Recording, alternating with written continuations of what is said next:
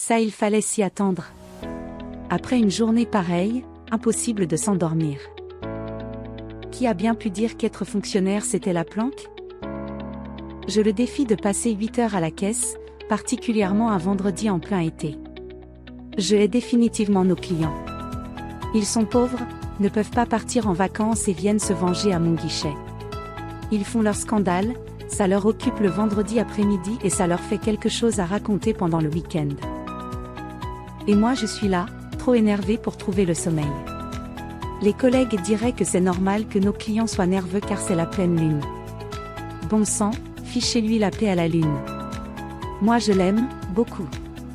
Et cette pensée m'amène à me rendre compte que mon état de nerfs, non seulement freine mon endormissement, mais me met hors d'état de ritualiser.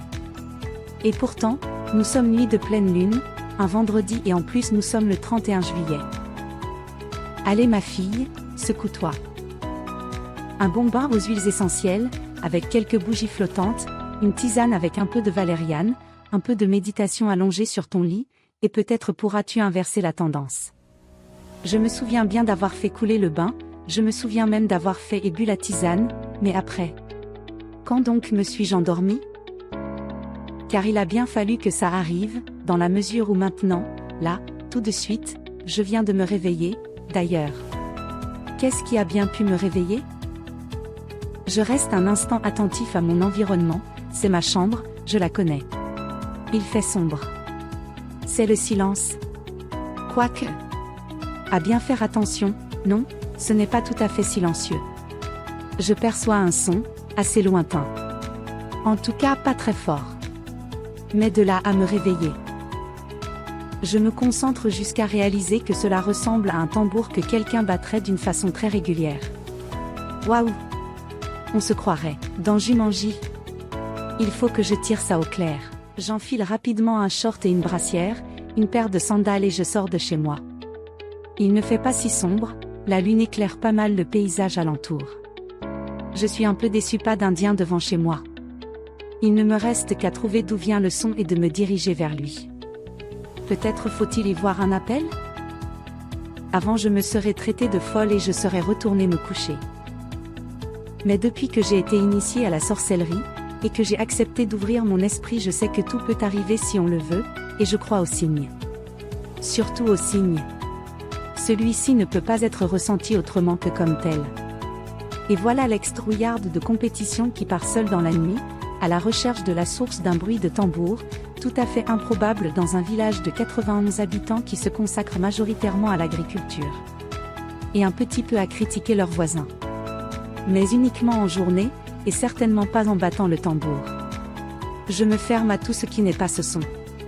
Je sais qu'il n'est pas utile que je regarde où je pose les pieds. S'il a été décidé que ce son m'appellerait et que je devais le rejoindre, il a sûrement aussi été décidé que ce ne serait pas ce soir que je me prendrais les pieds dans une ornière et que je me ferais une entorse d'anthologie. La confiance. Celle qui me manquait avant.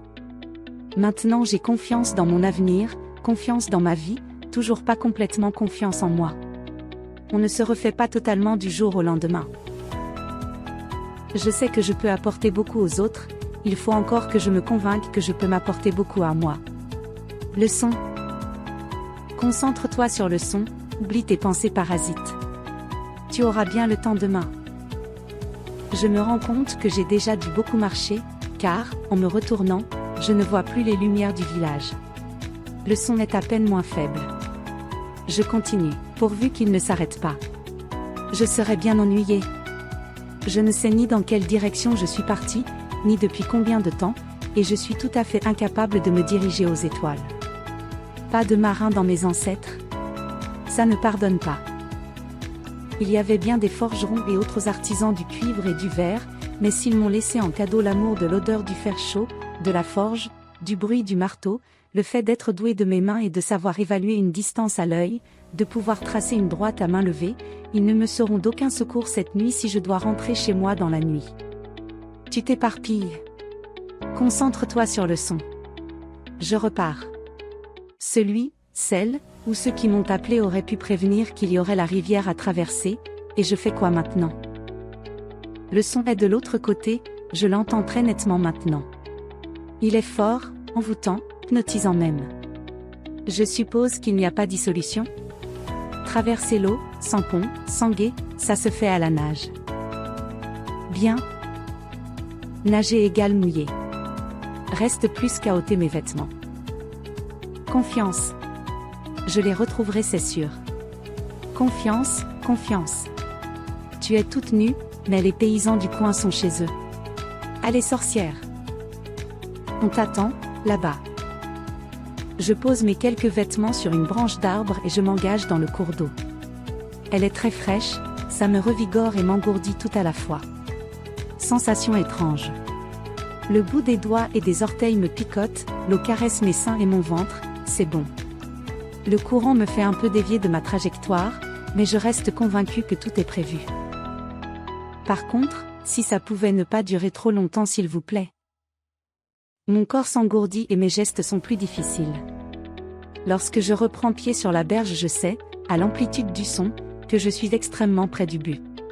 Encore quelques mètres à travers la végétation et le bruit cesse. Brusquement, sans prévenir. Et maintenant, je fais quoi? Confiance. Tu n'as plus le son sur lequel focaliser, alors ouvre tes yeux, tes oreilles, éveille tes sens. On ne t'a pas amené là pour rien. Regarde bien autour de toi, la réponse est forcément là. Ok, j'ouvre les yeux, je respire à fond. Tiens. Une odeur inhabituelle. Parfait, après le son les odeurs, oh. Un petit air de déjà entendu. Je suis l'odeur. J'ai toujours été forte à ce jeu. Il ne me faut pas longtemps pour en trouver l'origine. C'est une petite gerbe d'herbes odorantes. Une petite gerbe nouée d'un ruban vert. Sûrement pas là par hasard. Maintenant que je l'ai trouvée, il me faut de nouveau ouvrir plus large mes perceptions. L'ouïe et l'odorat ont été sollicités. Essayons la vue.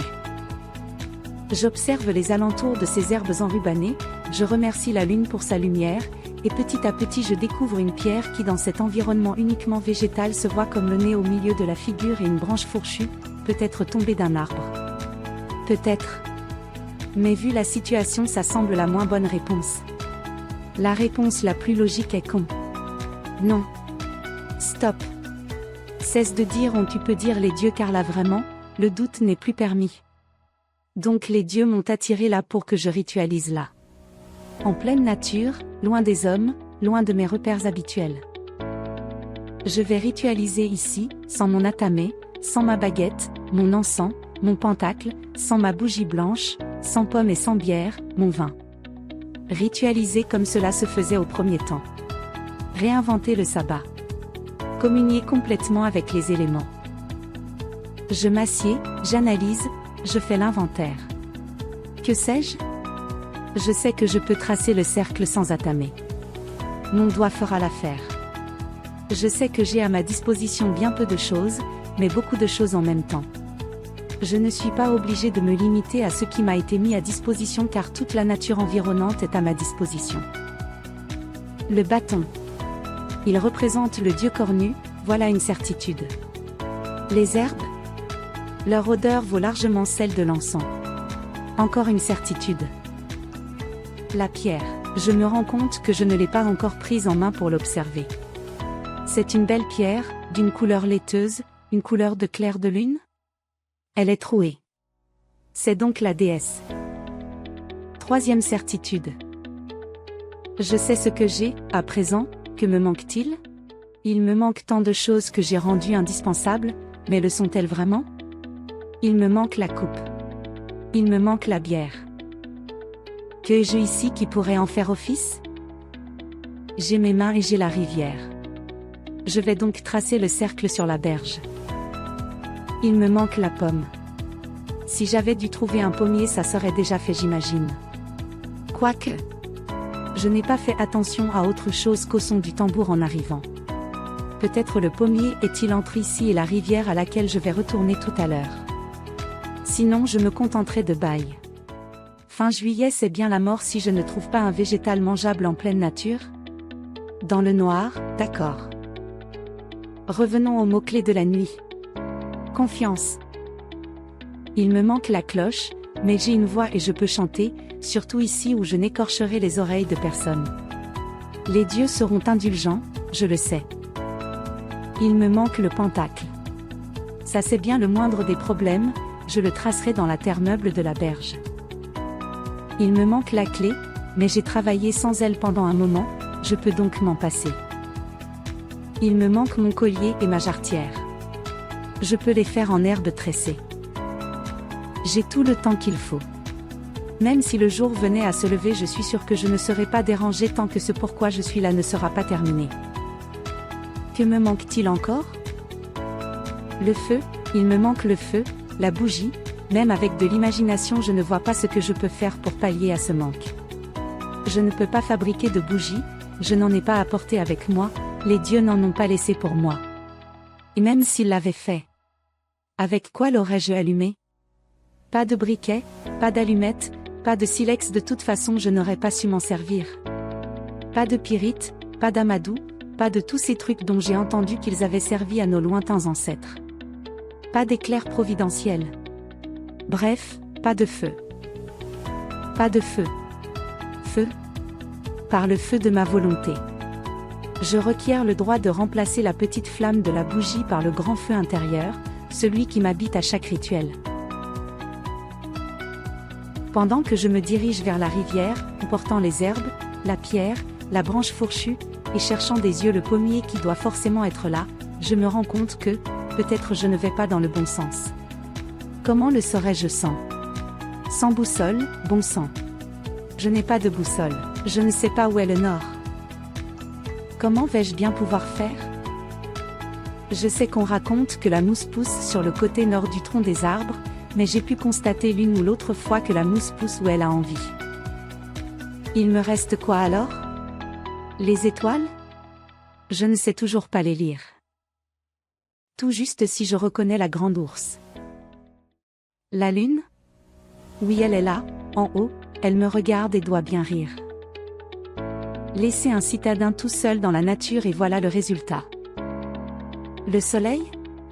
Le soleil se lève à l'est, je me rappelle de cette phrase dite par la maîtresse au cours élémentaire, elle pointait le doigt dans la bonne direction. Le soleil se lève à l'est, il passe au sud et se couche à l'ouest, mais il ne passe jamais au nord et elle en profitait pour désigner les points cardinaux écrits en grand sur les murs de la salle de la classe. Je sors de ces réflexions, et je me rends compte que là-bas, à l'horizon, une lueur rosée apparaît à peine. Voilà l'est. Je sais donc où est le nord. Et voici aussi le feu que je cherchais vainement. Quoi de plus normal un 1er août? Merci de m'avoir amené là, merci de m'obliger à ritualiser de la façon la plus simple, sans artifice, avec le soleil naissant à ma dextre et la lune encore présente à Senestre. Les dieux sont avec moi comme jamais. C'est le cœur léger que j'arrive au bord de l'eau. Tiens, juste en face de mes vêtements, toujours pendus à leurs branches. Je les devine dans la faible clarté qui nimbe les alentours. Et je vois aussi le buisson couvert de baille, qui tombe fort à propos. Je m'étais rendu compte tout à l'heure que si je trouvais des pommes elles seraient bien loin d'être mûres et comestibles. Et si j'avais trouvé les baies plus tôt sur le chemin j'aurais été bien ennuyée, n'ayant rien où les rangers. À présent il ne me reste qu'à tresser mon collier et ma jarretière et je pourrai faire ce pourquoi on m'a appelé. Pardon, ce pourquoi les dieux m'ont appelé. Ce petit tressage est une façon de commencer à méditer, je me centre d'une certaine manière, je suis assise sur la terre nourricière et mes doigts tressent pendant que ma tête se vide de toute pensée parasite. Je suis de nouveau totalement ouverte aux sensations. Le bruit de l'eau, la clarté qui va croissant, la caresse du vent sur mon corps nu, son bruissement dans l'herbe, les premiers chants des oiseaux, l'humidité qui monte de la terre, l'odeur végétale qui m'enveloppe. Les éléments sont là, forts, omniprésents, et moi je suis la toute petite représentante de la race humaine qui dès sa première minute sur Terre a commencé à en bouleverser l'équilibre. Je suis là pour honorer la création en leur nom à tous. Depuis un certain temps déjà mes rituels se sont simplifiés, mais je sens qu'aujourd'hui je me dois de faire les choses en grand. Je revais mes ornements, je plante la branche fourchue en terre, je place la pierre et les herbes, je trace le pentacle, je me centre encore et enfin j'appelle les 4 éléments. Ça me fait drôle de les appeler alors que je les sens tellement présents. Je devrais plutôt les saluer humblement. J'ai l'impression qu'à chaque appel l'élément concerné me répond, l'eau coule plus fort, le feu brûle plus fort, le vent souffle plus fort, la terre est plus présente sous mes pieds. Je suis devenue une plante, partie intégrante de ce grand tout. Une plante grande et fière, débarrassée de son aspect citadin, une plante qui se sent puissante et qui pourtant pourrait être anéantie en une seconde par n'importe lequel des éléments que j'invoque ici. J'appelle le 5e élément et le sort est noué. Je peux à présent tracer le cercle. Je crée l'ultime rempart qui me sépare du monde des humains. Je suis à présent entre les mondes, à l'abri derrière un rempart aussi puissant qu'invisible. Je me sens extrêmement ému. Il me faut un petit moment avant de pouvoir appeler le jeune cornu, la resplendissante Diane, le vieux cornu et la mystérieuse Hécate. Moi si habitué à lire mon rituel, je dois à présent improviser un peu en puisant dans mes souvenirs. Certains mots me reviennent, d'autres me viennent tout simplement, soufflés par le 5e élément. Demain je ne me les rappellerai plus. Mais aujourd'hui ils sont forts, ils jaillissent d'un ailleurs spatio-temporel, d'une vie précédente peut-être, d'un moi que j'ignore mais dont je sais qu'il existe. Une notion abstraite difficile à exprimer. Un bref instant, je pense à mes collègues, qui parfois disent en me regardant que je suis toute. Je ne sais même pas comment dire. Que diriez-vous si vous étiez à ma place? Là oui, je me sens habitée, investie d'une puissance qui est moi sans être moi, là oui je me sens je ne sais même pas comment dire. À présent que les éléments et les puissances ont été dûment appelés dans mon cercle, je dois prononcer le credo des sorcières, et forcément je ne le connais pas par cœur. Je me replie en moi-même et j'y puise les paroles de mon sabbat. J'y parle des saisons qui passent, des lunes qui croissent et décroissent, des jours et des nuits qui rallongent ou raccourcissent, du cornu magnifique et puissant, de la déesse que je ressens belle et aimante, je parle de la nature magnifique et vierge qui m'entoure, j'essaie d'être poétique, peut-être le suis-je. Je remercie les dieux à haute voix pour cet instant qu'ils m'ont imposé pour mieux me l'offrir. Se mettre à nu pour mieux comprendre. Je me sens plus sorcière que jamais. Je me surprends même à danser et à chanter. Un chant inarticulé, sans parole, mais un chant puissant, viscéral, spontané, presque chamanique. Je ne peux pas prendre le pentacle et le présenter aux points cardinaux, alors je prends une poignée de terre et je fais ce qui est nécessaire. Je fais ensuite 3 fois le tour du cercle. Je dis les paroles que je connais, et cette fois je ressens leur vérité. Enfin je m'assieds, reconnaissante, sur la terre nourricière, je bois un peu de l'eau de la rivière.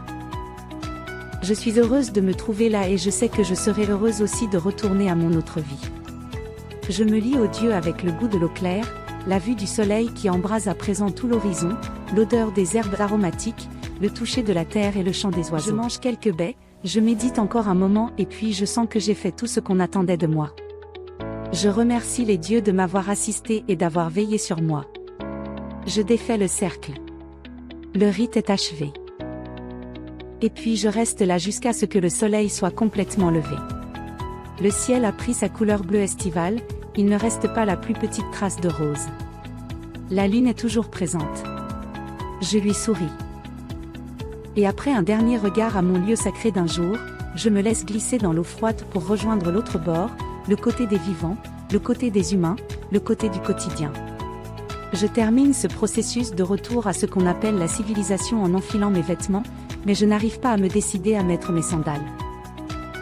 Je voudrais garder encore un peu le contact avec la terre. Je ne cherche pas à m'orienter. Je laisse mes pas me guider et lorsque j'arrive devant ma demeure, le soleil est haut et la lune a disparu.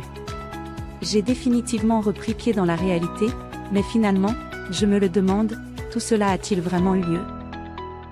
Que me reste-t-il qui le prouverait? Rien. Pas de preuve tangible. Juste le sentiment très profond que oui c'est arrivé et en passant le seuil de ma maison je décide que ce sera définitivement ma vérité.